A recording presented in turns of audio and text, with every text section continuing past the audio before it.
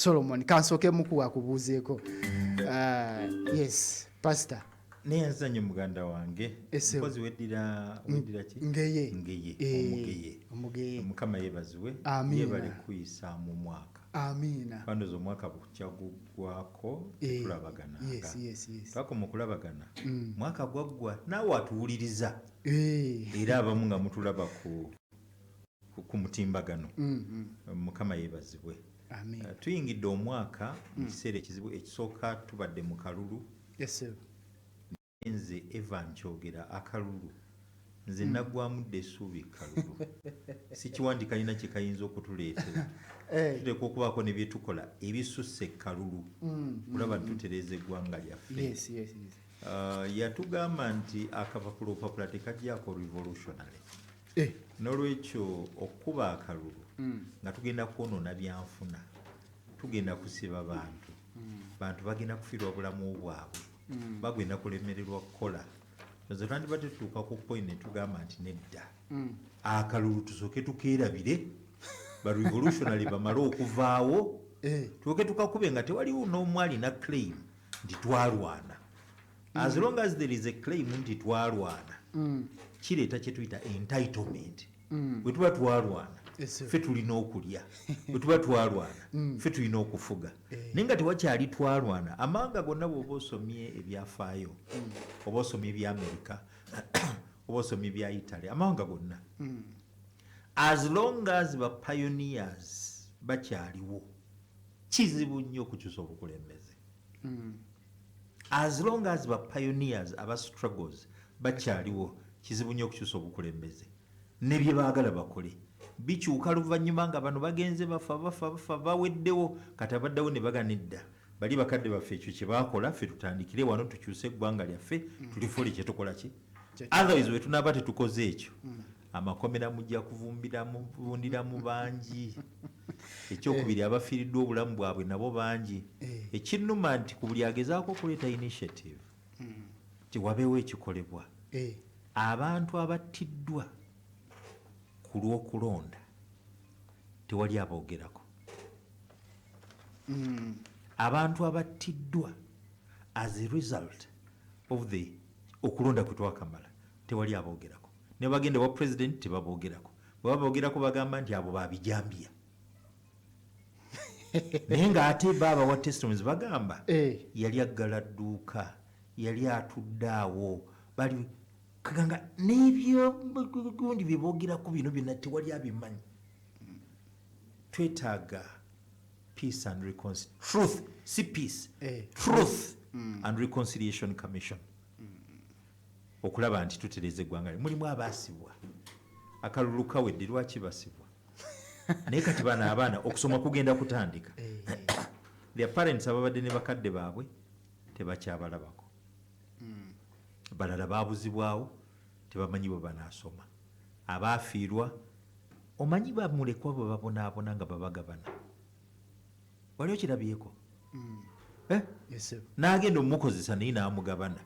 Tikatuuka nkalabirire bwe kana vumbavumbamu nga kakola ogwanga okumpa service. Kati okulaba nga ŋŋamba nga tuyita mu kiseera kino tuleme kwerabira bannaffe abafiiriddwa abaagalwa baabwe olw'ebyobululu, abafiiriddwa abakadde baabwe ne bamaama ne bataata abafiiriddwa abaana baabwe nga gwabadde alinamu essuubi. Talina mulala kagimu togenda kulabirira mukyala yazaala omwana we ne bamutta ne bagaba bamusudde wa Bulenga, bamusuddewa simanyi Salaama, bamusuddewa Katooke, oba bamutiddewa. Ebyo byonna Bugerere. Nze gwolaba wano nfunye abantu banyinya aba bleeding abakaaba because of that. Bankubira Musumba, gwe eddoboozi lyaffe Musumba, tufa Musumba, tukaaba. Twebuuza lwaki twagenda mu kalulu. Naye ate waliwo okukola. Era eno program yaki yakukola. Nsuubira nti kati ekiseera nga tulowooza ku ekyo tutandika okukola. Akalulu kawedde. Nze nange siri musanyufu olw'ebyo byendabye nti bu videos obulaga nti stuffed boxes bungi obulaba ne bagamba wano kyabadde Ntebe, wano kyabadde Kayunga, bitambudde nnyo. Nebuuza why and why the people die in Luweero Triangle? Kuba ogenda mu Luweero Triangle obwavu buli eri balunkupe. Alright, oli ku 10:7 akatogeze mwenda pale FM ekula ly'omuntu wa bulijjo tuli live ku YouTube.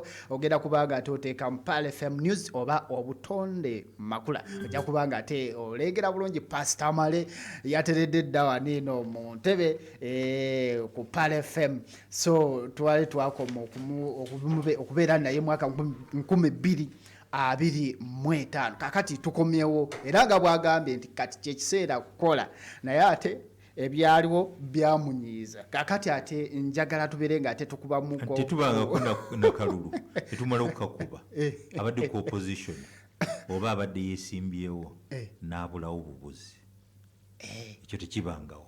ba deputies be ne bakwatibwa abantu ne baggulwako gya butujju ti ne statements ze bazze bakola mu campaign kati zikuŋŋaanyizibwa ng'obujulizi obw'okubayita abatujju. Ekyo tekibangawo kubanga mu campaign buli omu ayogera ekimuli ku mutima kyayagala kyawulira. Bavumagana ne Bulaaya bwe bityo naye teriiyo nti akalulu kawedde kale tutandika okukunoonya olwa statements z'obadde okola nga tukuba akalulu kuba akalulu kaba kalulu. Mu mupiira n'amakuuli gakubibwa oli ne bakuba ne bamumenya okugulu naye tebasobola gamba nti tumaze okukuba omupiira kati gwe wamenya okugulu tugenda kuvunaana wamenye muno okugulu. Mu bikonde mu boxing ring bakubagana abamu bafiira mu ring naye teriiyo gwe bagamba nti wakubye munne ekikonde n'omutta mu ring tugenda kuvunaana gwa butemu. Ko omuzannyo gubeerako kwegamba buli kintu kyonna ekikolebwa kibeerako ne rules. Twalina amateeka g'ebyokulonda nga kasita ogatambuliramu gwe yogera kyoyogera full stop kubanga onoonya bululu. And that's why numwa bwe batandika okuyungako abantu statements ezigamba nti batujju baki bakuma mu bantu omuliro inciting violence ng'ate baali boogera byakalulu nga nono naye yaga tujja bakurashinga kati tujja bakurashinga tujja bamalawo. Nono agambye nti kati njawulo ki kanoonye kalonde kakuume kalwanirire. Eyo si inciting violence. Okujjawo nga Uganda nga tugudde eddalu. Mukadde wange Drake Sekeba ndowooza gyali awulira baafulumyanga akatabo kangabo naye nga mulimu omuko ogugamba ensi egudde eddalu. Bw'olaba yeesimbyewo bamuvunaana inciting violence olw'ebigambo byabadde ayogera mu kalulu kitegeeza ensi egudde eddalu. Ensi egudde eddalu. Ndi mulimi ndi mulunzi njaluza wetwogerera okimanyi. Wano Uganda tukyali mabega. Akalulu katufuukidde akalulu. Bulaaya bali ku butale. America yalumba Venezuela nejeyo Maduro. Pretext yali ndala. The real aim gali mafuta. Era kati America ye controlling amafuta gaki ga Venezuela. Yagambye ne bana abalala namwe nzija. Europe ge mawanga agali mu EU recently gakkiriza amawanga aga Latin America mwe muli Brazil, Chile, Peru, Nicaragua, Mexico n'agamalala gonna gatunda ebintu byago mu bungi mu Europe. Kaabalimi n'abalunzi ab'omu Bufalansa ne Europe amawanga amalala tebajja bireeta. Ekisooka Brazil, Peru, Chile n'amawanga amalala waagendayo ba immigrants abaava mu Europe, Spain, Portugal, France, Germany n'abalala ne bagenda eyo.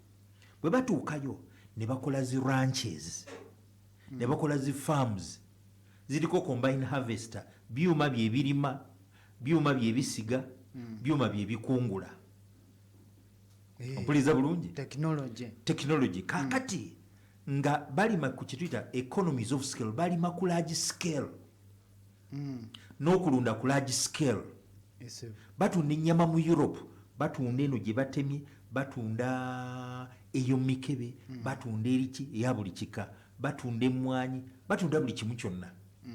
Actually South America edominatinze nnyo akatale ka Europe mu kutundayo ebintu ebyobulimi n'ebyobulunzi naye nga baava eri kati nga boolaba nti nawano abadaaki bazze wano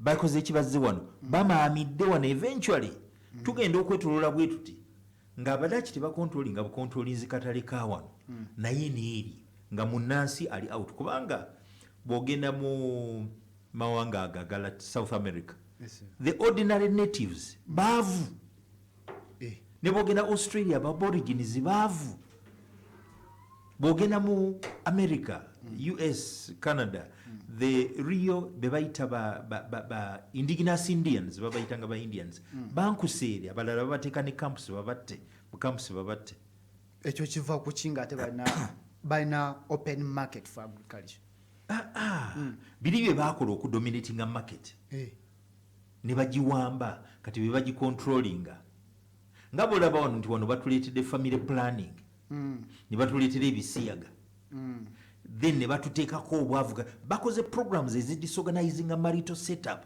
nti abasajja kati batya okuzaala batya commitment ez'abakyala abakazi nabo bagamba azaalayo omwana omuntu owange anaasoma atya n'amulabirira ntya abalala bw'azaalayo babiri ne bamufuukira omugugu of course nga n'empisa kwotadde baba tebalina mpisa omusajja amuzaalamu n'afuuka factory y'abaana n'amuddukako ebyo na tulina okudiringa nabyo tewali kikulu mu nsi nga population akatale kakolebwa bantu era abantu ke katale bw'oba tolina bantu tosobola kuba na katale that's number 1 2 class y'abantu status y'abantu financial status y'abantu ye size y'akatale bw'obeera ne balunkupe abaavu balunkupe kibasobola ze basics kulya kunywa kwebaka naye ate basobola okulya okunywa n'okwebaka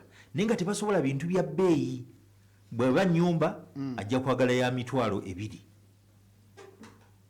bwe kuba kulya mpayaawo 1,000 yaba 2 tasobola kugamba nti ali bamwita full staff ti ali akutte kubanga tulina amawanga nali e Singapore nga tulya breakfast ku makya ne tulya ssaawa 4 ne tulya lunch time ne tulya evening time ssaawa 9 mid afternoon ne tulya ekyeggulo ssaawa 12 kitundu bw'omaliriza then ekiro oyinza okunywayo kacaayi n'olirako akaminsamiinsa nagenda nina kilo 65 nakomawo mu mwezi gumu nga nina kilo 75 bwe nakomawo wano stresses za wano pressures za wano kilo 5 zaavaako mu mwezi gumu kilo 10 zaavaako mu mwezi gumu nenzira ku 65 tibali they can afford kyanyerera njiya wano gye tulina nti bw'obeera n'abantu naye nga abantu baavu purchasing power yaabwe ebeera ntono njagala nnyo bannansi muwulirize abawuliriza mwenna Palo FM purchasing power gemaanyi omuntu g'alina okugula oba obusobozi bw'omuntu okwetuusaako by'ayagala gyakoma okuba ne ssente nnyingi gyakoma n'okuba ne purchasing power ennene gyakoma okuba ne ssente entono gyakoma okuba ne purchasing power entono omuntu omwavu waliwo by'omuleetera n'omugamba nti yiina emmere agamba waayi sirina ssente breakfast sirina ssente pass ne butuuka ku ssaawa 4 sirina ssente pass ne butuuka ku lunch hour sirina ssente pass ne butuuka ku 9 sirina ssente pass ze nninamu zagula kawunga tuteekeko ebinyeebwa tulye ekyeggulo oba tulye ennuma ne butuuka ku 12 yalye pass ne butuuka ekiro n'agamba waayi kantwale bafumbazze oba si kyo atuuka ku mulimu ne bamukubira n'aweereza kyemmere eyo population gye tulina yesinga obunene middle class ne upper class abo basobola okwafoodinga byenjogerako era ndooza gwe bw'oba oli mutambuze ng'ogenda nnyo mu ziwooteeri ku bakwiso oba ku conferences oba seminars ndooza olaba endya y'abantu abo olutuuka nga babagamba mugira mulya kasinaaka nga bwe twebuuzaako lanchi ne baleeta evening ne baleeta toza batera kugaba mirundi egyo 3 nga n'amazzi kwogatwalidde eyo life eba ndala era ku ordinary citizen teri sustainable. Now bwe tuba twagala obutale tuteekwa okwempawalinga abantu baffe abantu baffe bafune obusobozi obugula. Njagala nnyo okwebaza Katonda olwa Mary yakyambadde yakomyewo era ndozojjukira ye muntu yekayeka gwe campaigning-dde ku NRM timumuze. She was a visionary. N'agamba naye tetusobola kuba na ggwanga ng'ebintu ebirimu biva bunaayira.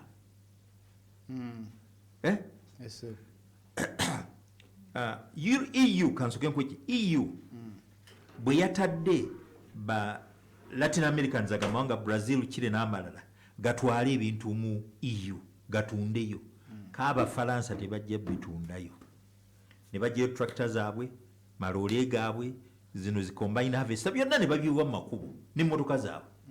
Tetwagala kuleeta bintu byabali kuba nkiki bijjanga bya layisi bakozesa economies of scale.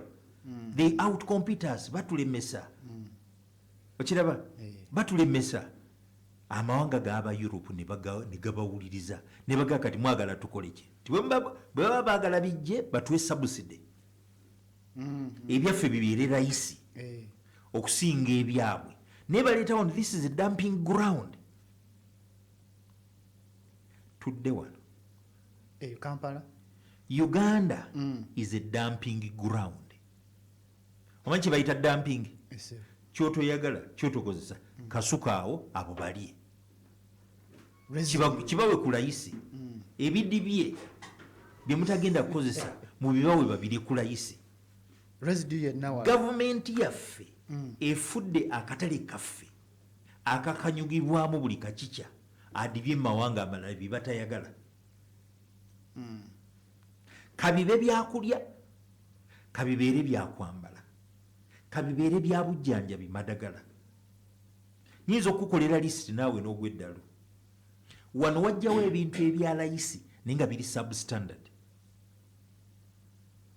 ne bisuffocatinga ebyaffe wano ng'ate ebyaffe birina quality. Bwe bimala okubisuffocatinga abalimi baffe n'abalunzi ne bakaaba kuba tebalina we batunda ebitundibwa ne beera byabagwira.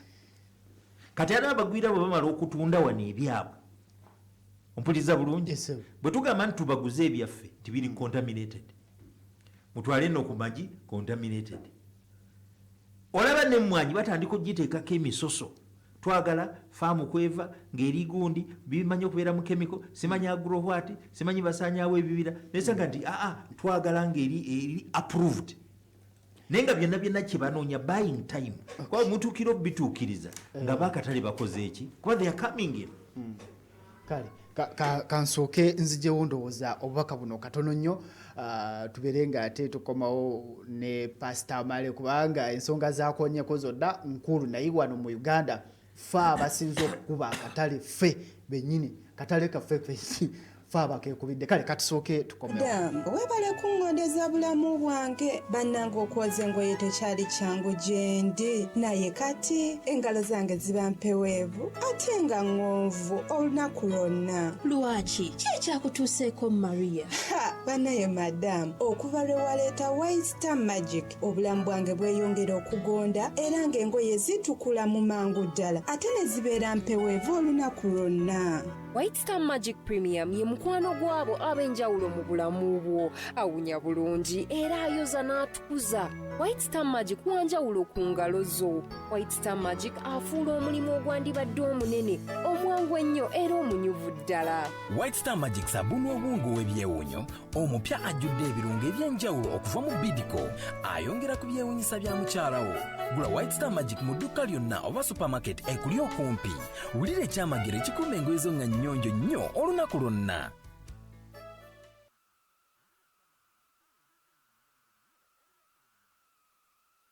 Final Finance Trust Bank eyongera okukakasa bakasitoma waayo bonna wamu n'abantu okwetoolera eggwanga lyonna nti egenda mu maaso n'okukola mu mbeera eza bulijjo ng'egoberera okukakasibwa okugiweebwa Bank of Uganda. Finance Trust Bank ejja kweyongera okukolera wansi wa Tier 2 Credit Institution License egiweebwa okutandika nga lumu April 2026. Kati olwo saving accounts zonna, fixed deposits, loans oba enkola yaayo eya buli lunaku ejja kusigala nga yeemu nga yakikugu ate nga yeesigika. Okumanya ebisingawo kyalira ettabi lya Finance Trust Bank lyonna, oyogere ne relationship manager oba oyakulira kitonze wamu n'enkwatagana y'abakasitoma ng'oyita ku noti 75241813 oba layini yaffe etali yakusasulirwa noti 8 noti 22 noti. Finance Trust Bank erungamizibwa banka enkulu ya Uganda. Sente z'abakasitoma zikumibwa ekitongole ki Deposit Protection Fund of Uganda okutuukira ddala ku bukadde 10. Omwami n'omukyala tuli tuti mu semina ya 2026. Sonda mpola kino tekikuyitako ku mitwalo 2 gyokka ku Lwomukaaga ng'ennaku z'omwezi 14 February ogenda kwetaba mu semina 2026 ku Old Kampala Gaddafi National Mosque Conference Hall. Kati omwami jangu owandiise mukyala wo n'omukyala osobola okuwandiisa omwami wo mujje babiri mu semina 2026 okunyweza amaka gaffe n'ebyenfuna. Njogera ku kunywera tunyweza obufumbo bwaffe n'ebyenfuna. Semina ya 2026 yanjawulo nnyo, tosaanidde kugisubwa. Ekutuusibwako Pale FM ekkula ly'omuntu wa bulijjo. Nga waliwo munne Ship with Us bazza kutwanguyiza mu by'obusuubuzi. Batambuza ebyamaguzi okuva e China okutuuka e Mombasa mu nnaku 17 zokka, ate okubijja e Mombasa okutuuka e Kampala mu nnaku 3.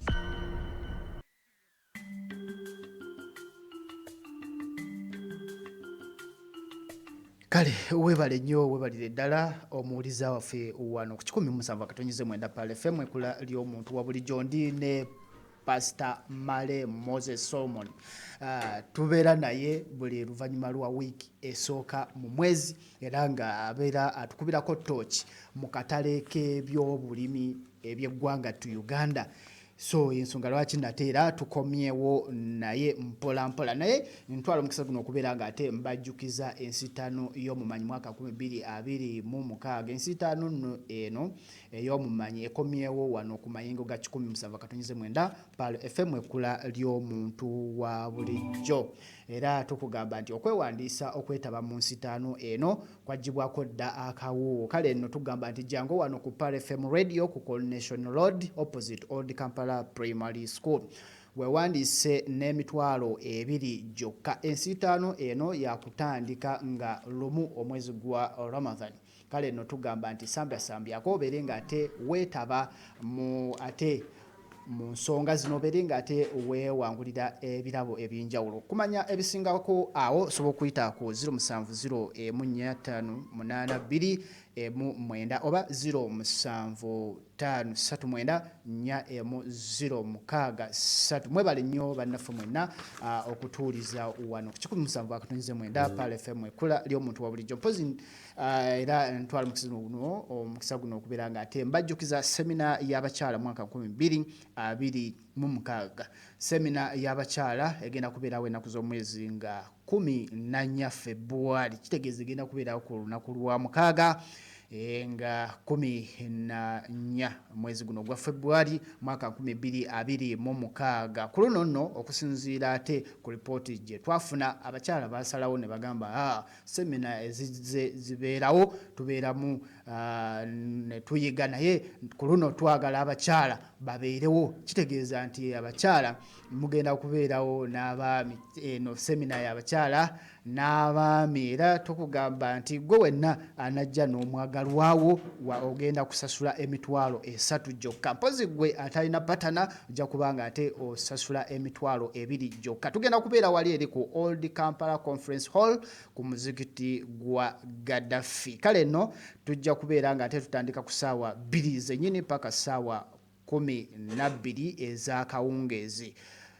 14 February 2026 okumanya ebisingakaawo ogenda kuyita ku 0704 59 oba 0749 59 bino nno biwagiddwa bannaffe aba Ship With Us aba Air Cargo kale bwe batyo batutaddemu ensimbi mwebale nnyo bannaffe okubeera gate muli ku 17 Pale FM kulali omuntu wa bulijjo nze muzzukulu wa Shaban Mukasa Kibirige Kajimweleja Ahmed program obutonde makula so Peter Sematimba munamuwa enjawulo Peter Sematimba munamuwa enjawulo tujamuwa enjawulo omanyi lwaki anti yebireeta yatandika bi Valentine nabireeta nebikwatayo kati lwabaseegu naye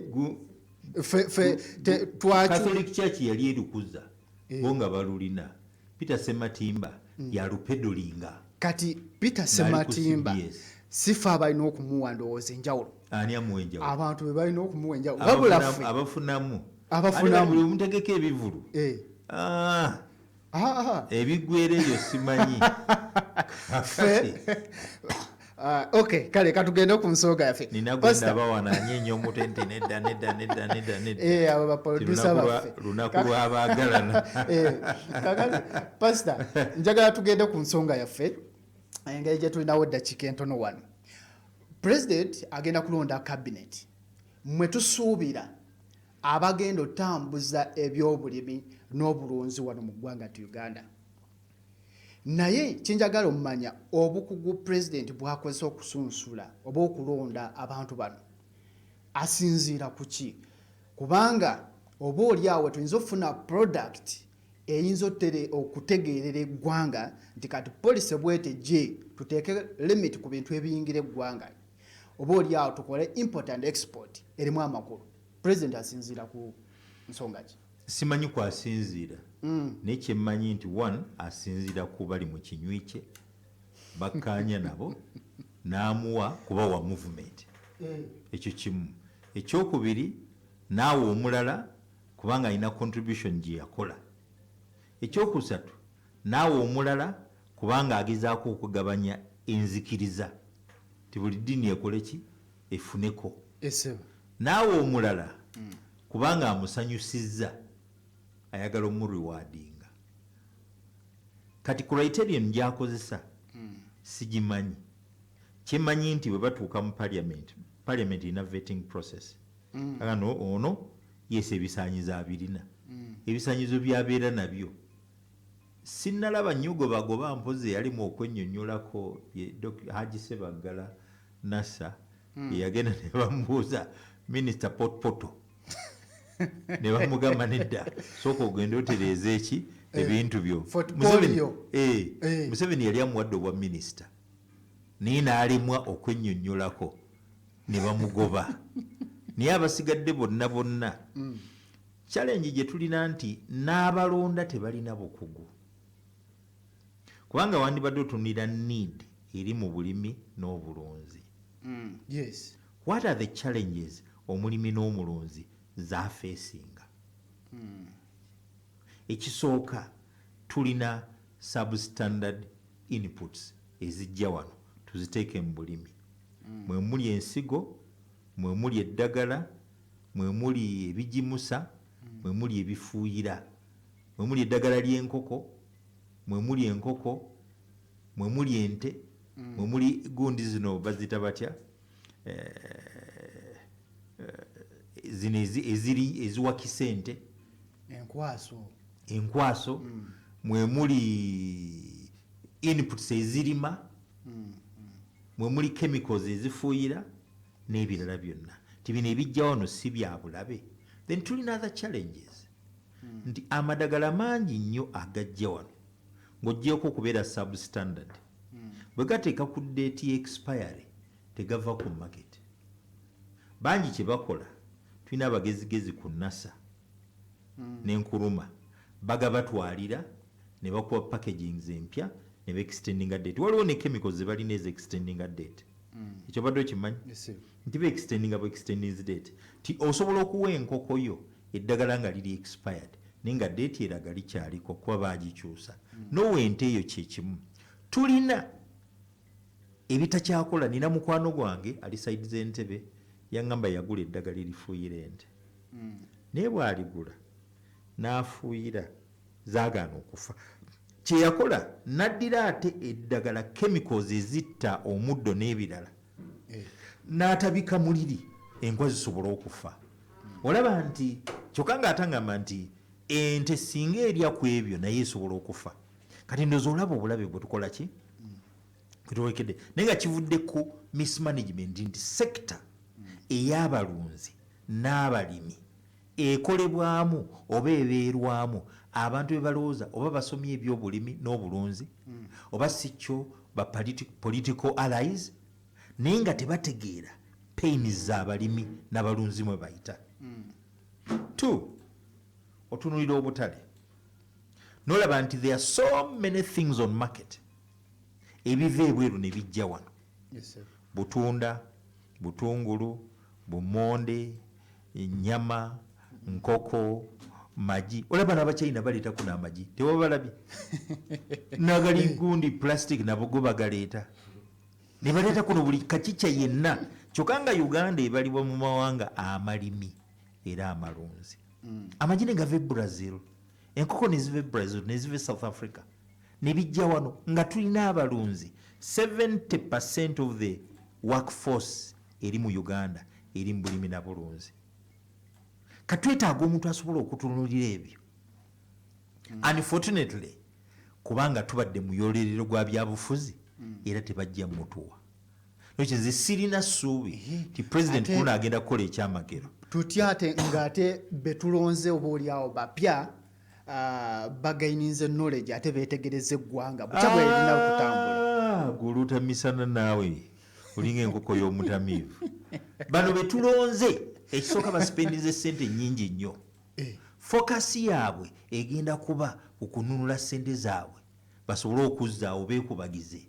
Era kyovula bwe balondeddwa babadde tebannaba na kuvaayo parliament eno tennasaanawo ne bagaa nti buli omu agenda kufuna miliyoni 3 ezaki ez'emmotoka zivudde ku 2 ezituuka ku 3. Criterion gwe bagikubuulidde abamu babiga nti kyavudde ku ki MP gwe babadde babawa emmotoka eya miliyoni 2 ate kati bamuwa ya miliyoni 3. Waawulidde yagigaana. Balina okwambala engoye empya bafuke ba honorable. Balina amabanja abalala basinga mayumba abalala batunda mayumba tebalina maka kati basulaasula kati balina okwezzaawo. Teri agenda kuba na budde kulowooleza munna Uganda. Ekyamazima kiri nti kagimu bw'oba olowooza nti waliwo minisita agenda okulowooleza oluuta misana baweereza ggwanga. Bannayuganda mwe namba buli they are not serving the nation, they are serving themselves. What are you talking? Era kyovulaba nti abalonzi bwe bamaze okulonda kasita kye babadde batayagala tebakifunye ne baganda akati kiwedde eno tebitugasa. Bw'oba oyagala ebbaluwa yerosi genda n'omutwalo gumulaba oba togifune. Anywhere oba oli ku local council oba oli ku division whatever you want kasita obeera n'akasente okifuna.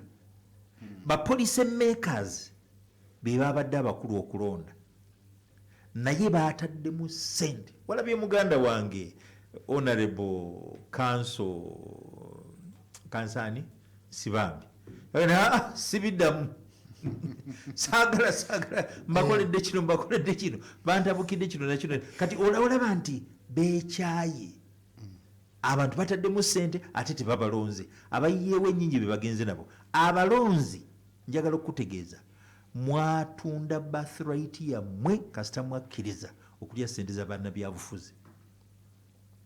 Akuwadde omutwalo akuwadde sukaali azaaziise era wawulidde Nsibambi ng'agenda nti kati nina obudde luli buli kiseera ti ate gundi yafudde ate ne bampeera emmere ku ndagala kati byabadde tetubuulira. Kati bwekiba nti that is the caliber of leaders we choose abasobola okutufaanana mu mbeera mwe tuli naye nga tebali lwedde kutujjamu. Awo wembuuliza kati kitegeeza bannayuganda nabalabula nga tetunagenda mukalo bannaye temutunda birthright yammwe choose wisely muzuukuke.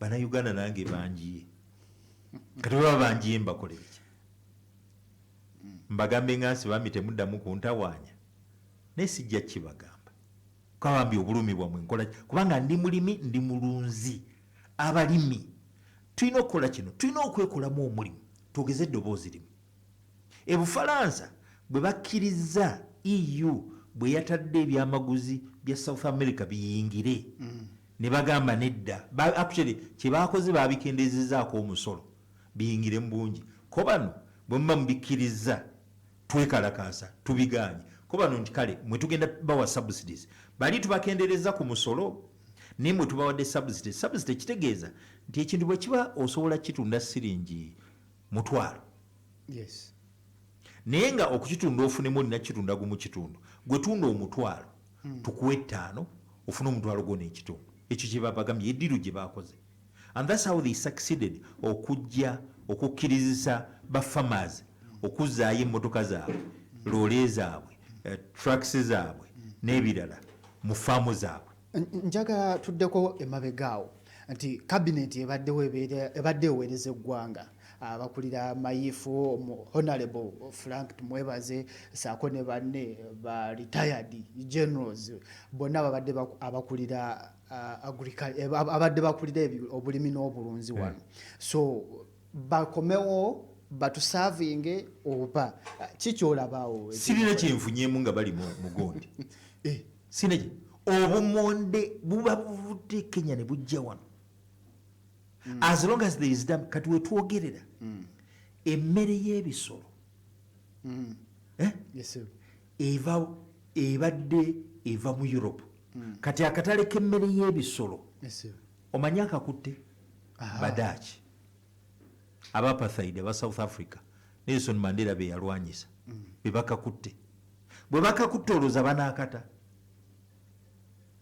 where are the ordinary Ugandans bali being pushed out genda ku nkoko olabe esara kyakola eruweero ne mu Uganda yonna amagigi gatuuka everywhere babawa investment license nti bagenda kutunda bweru bamala okuzibawa tebatunda bweru batunda muno naye osanga nti one alina tax holiday bamuwadde ettaka lya bwereere bamuwadde amabanja bamwewolera n'omwewolera asobola okukola ki asobola okukompitinga bamuwadde ettaka amasanyalaze ga layisi amazzi asobola okudrilinga bamuwadde buli kyetaagisa kyonna tax holiday tebamutawaanya nga bwe batawaanya munna Uganda azimbye laba omukyalo ono wa sukaali mu north omusomaali oba bakamusinkinga mu biliyoni mmeka ti gavumenti emwewolera tanafulumya ttondo lya sukaali nga tumaliriza awo wenyini abakulembeze bano betwaweereza mu parliament tebalina kawairo we batambulira nti of course mu parliament nkakasa nti waliwo abali ready okusavinga eggwanga parliament erinayo omukisa okulonda abantu bano badde mu bukulembeze bw'obulimi n'obulunzi mu parliament parliament erina zetuyita sector committees erina ne sector committee ey'obulimi n'obulunzi omu ku mikwano gyange abagituulako ne mubeeramu n'essuubi ng'ate naye alima ye Honorable Sempijja eyali chairman w'e Masaka n'ayingira parliament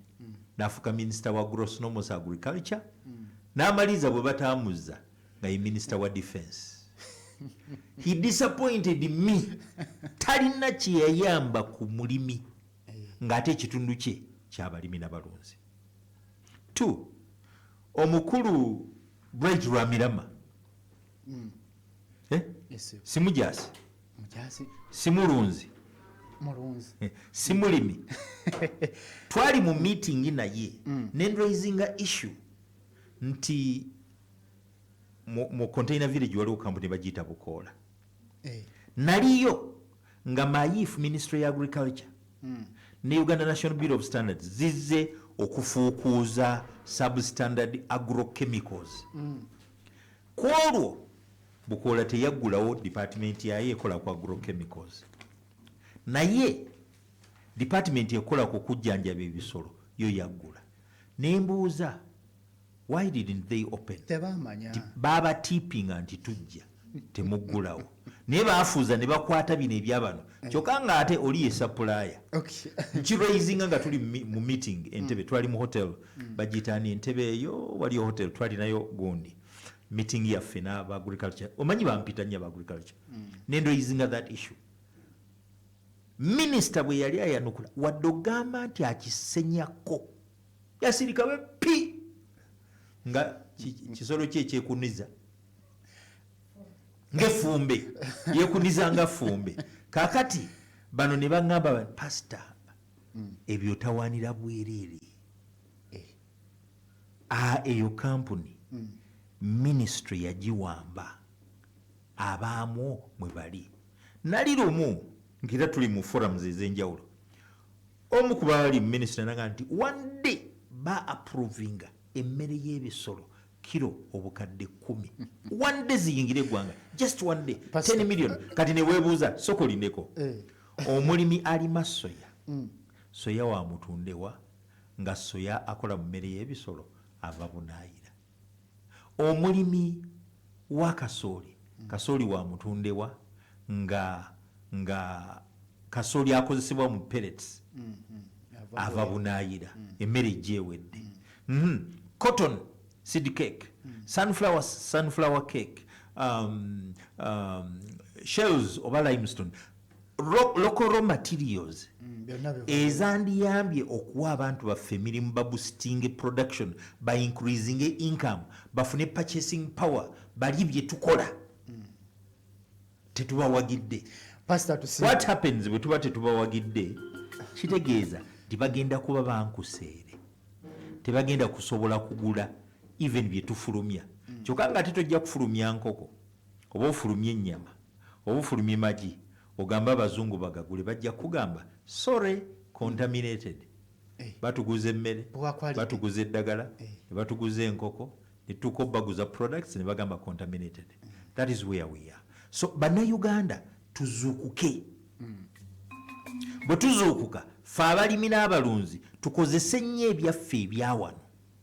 Ate njagala okubakubiriza tuddeyo ku bigimusa ebyaffe ebyawano olw'ensonga tebirimu chemicals. Ekidibya ebintu byaffe katale agrochemicals babikolera no mu Europe ne babikolera mu Asia ne babireeta wano ne bagana okugula ebintu byaffe. Tudde ku organic farming. Organic farming nze ntunda kalimbwe. Okimanyi nti nnunda enkoko nakati ninayo kalimbwe, jangu onguleko kalimbwe otwale ogimuse ennimiro yo. Essimu zange ziri 2 07772 479 386 07772 479 386 ne 0702 19 65 11 0702 19 65 11. Omuntu yenna yandiyingidde mu bulimi Ministry Agriculture tebandironze kwaba abagagga abatalina bulumi bw'abanaku, bandironze omuntu ng'abadde mulimi tekimwetaagisa kubeera member wa parliament kuba tewali tteeka likugira president kulonda bweru. Asivinge abantu abava ebweru balina emitima gy'abalimi n'abalunzi abateeke mu ministry ya agronomos olaba bwe tutaakulaakulana. Naye as long as baddira abantu abatalina kakwate ku bulimi na bulunzi oba bano ba commission agents ndi kuba yasoma wa vet. Okusoma n'ofuna vet degree tekikufuula mukenkufu mu bulimi na bulunzi. Obukenkufu tubufuna by experience. Nundidde emyaka